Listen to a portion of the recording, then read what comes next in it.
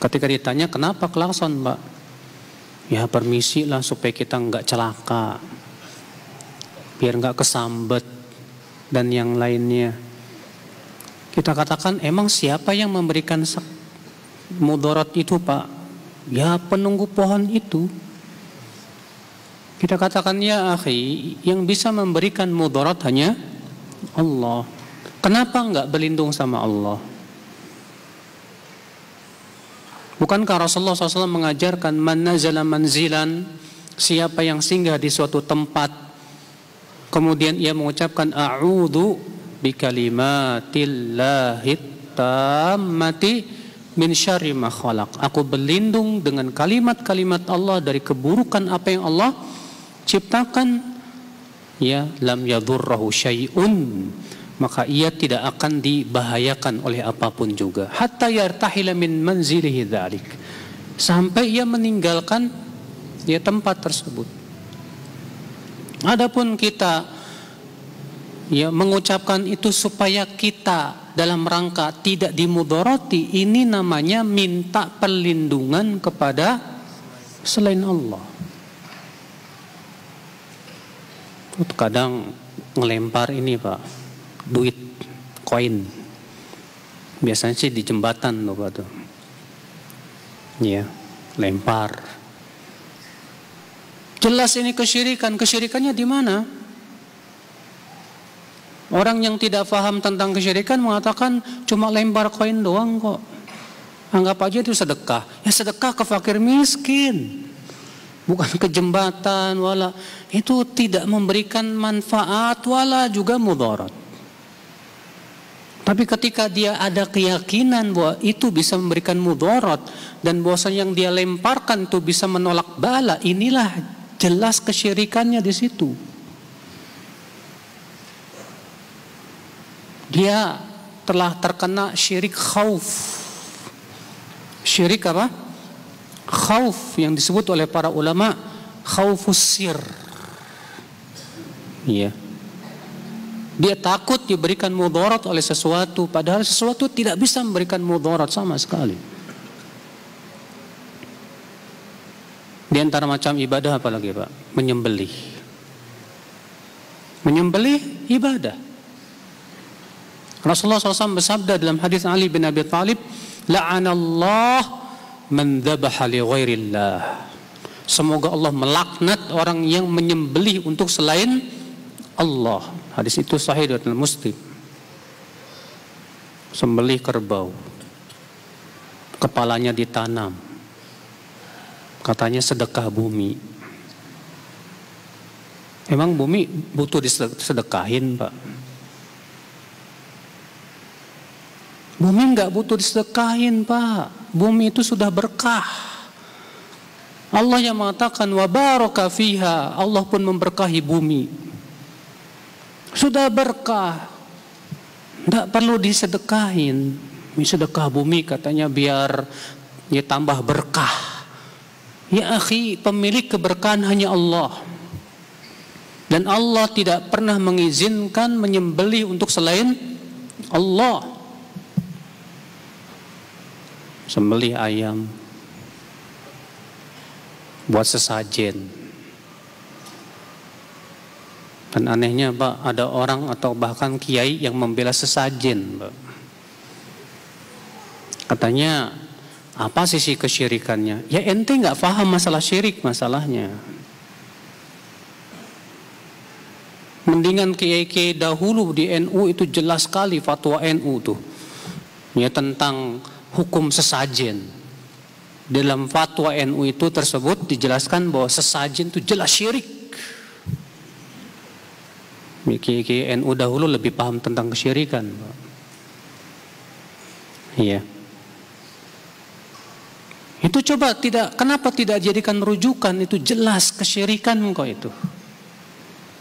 Yang hakikatnya adalah apa? Memalingkan ibadah.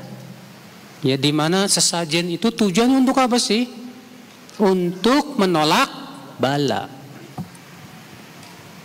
Itu sudah pasti, sudah tujuannya untuk menolak bala, Pak. Sekarang kita tanya, yang bisa menolak bala siapa? Allah. Kenapa tidak minta kepada Allah saja. Enggak kok, sesajen ini untuk Allah. Allah enggak butuh sesajen. Allah berfirman, "Wa ma khalaqtul jinna wal insa illa liya'budun. Ma uridu minhum min rizqi wa ma uridu ay yut'imun." Tidaklah aku ciptakan jin dan manusia kecuali agar mereka beribadah kepadaku saja. Aku tidak mengharapkan mereka memberi aku rezeki. Tidak pula aku mengharapkan mereka memberi makan kepadaku, kata Allah. Allah enggak butuh makan, enggak butuh itu. Allah enggak butuh itu semuanya. Allah tidak pernah memerintahkan hamba-hambanya dengan cara seperti itu.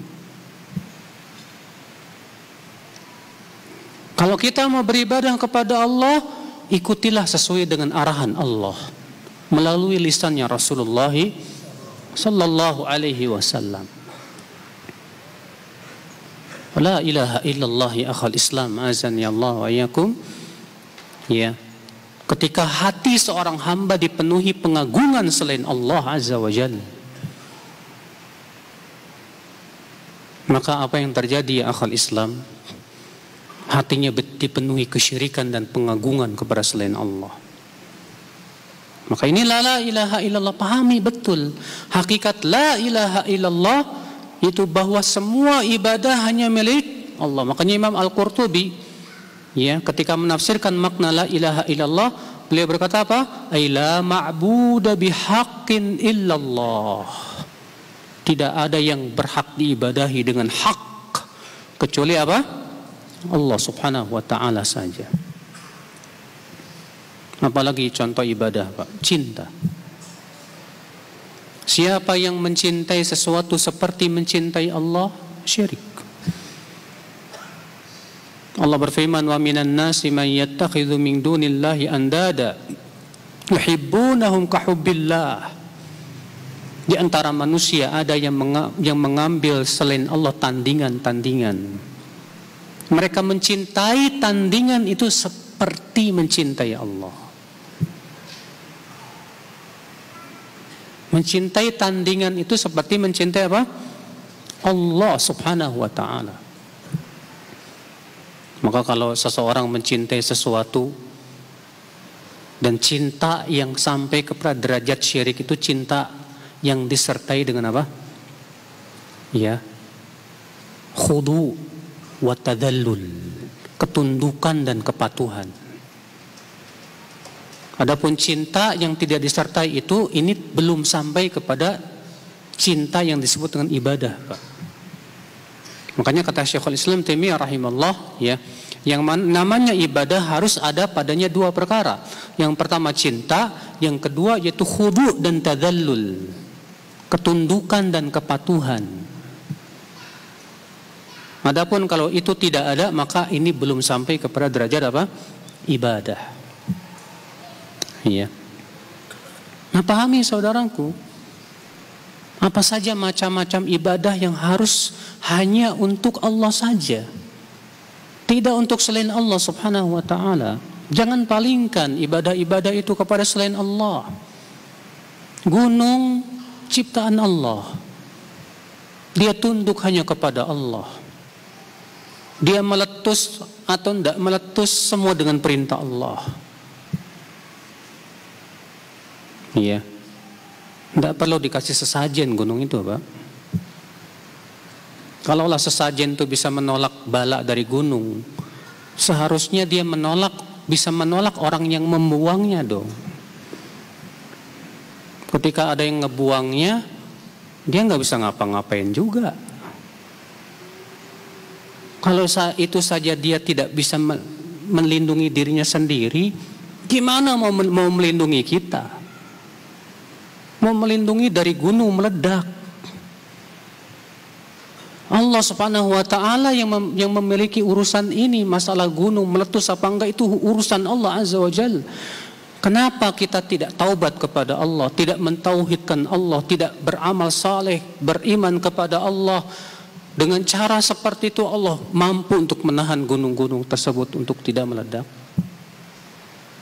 Laut siapa yang menciptakan?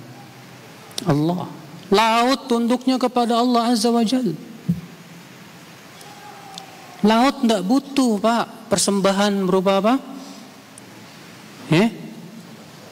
Kepala kerbau, kepala sapi, kepala kambing ataupun yang lainnya tidak butuh. Laut udah kaya. Itu di dalam laut berbagai macam rezeki Allah sediakan ada di sana. Laut nggak butuh. Laut hanya tunduk kepada Allah Azza wa Jalla. Kenapa kamu tidak beribadah kepada Allah saja? Oh enggak kok, ini semuanya untuk leluhur-leluhur kita, Pak. Ya akhi, leluhur antum itu sudah di alam barzakh. Orang yang meninggal dunia semuanya sudah di alam barzakh. Dan di alam barzakh mereka sudah mendapatkan balasan. Kalau mereka orang soleh diberikan kenikmatan. Kalau mereka orang yang tidak soleh diberikan balasan yang setimpal. Kita semua hamba Allah. Kita, leluhur kita, nenek moyang kita, semua hamba Allah. Semua akan kembali kepada Allah. Semua akan dihisab oleh Allah. Kewajiban kita sembahlah Allah saja. Jauhkan kesyirikan. Sadari bahwa kita ini makhluk yang Allah ciptakan, saudaraku. Maka aneh sekali ya. Kambing yang menciptakan Allah, kerbau yang menciptakan Allah, sapi yang menciptakan Allah, dipersembahkan kepada selain Allah. Jangan salahkan kalau Allah murka. Ikhwatal Islam, azani Allah wa iyyakum.